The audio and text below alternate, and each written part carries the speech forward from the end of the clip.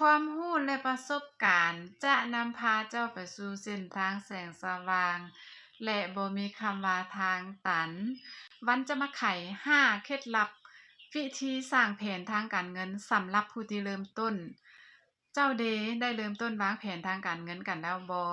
การวางแผนทางการเงินมันบ่เป็นเพียงแต่เรื่องของคนรวยเท่านั้น คนยิ่งบ่มีก็ยิ่งจะต้องได้เฮ็ด 1. หยุดสร้างหนี้สิน ตรวจสอบหนี้สินทั้งหมด จัดลำดับความสำคัญของหนี้สิน และพยายามชำระหนี้ที่มีดอกเบี้ยสูงให้ได้สากล หยุดแล้วเริ่มเก็บเงินให้ได้ 2. สร้างบัญชีรายรับรายจ่าย จดบันทึกรายรับรายจ่ายประจำวัน วิเคราะห์เบิ่งว่าการใช้จ่ายเงินของเจ้านั้นเป็นแนวใด ตัดค่าใช้จ่ายที่บ่จำเป็น และปรับปรุงการใช้จ่ายเงินของเจ้าให้มีประสิทธิภาพ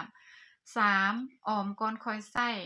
หักเงินออมทุกครั้งเมื่อเรามีรายรับเข้าก่อน เหลือออมแล้วจึงจะใช้จ่าย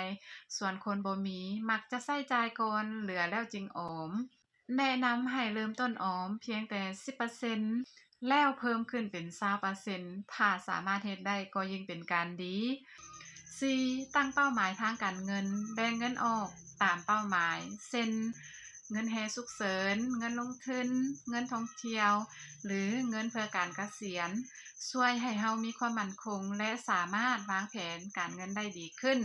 5. ลงทุนให้เงินเพิ่มขึ้น เมื่อเริ่มมีเงินออมเราสามารถนำไปลงทุนให้เพิ่มมูลค่า เช่น อาจจะฝากเป็นประจำ กองทุนรวม หุ้น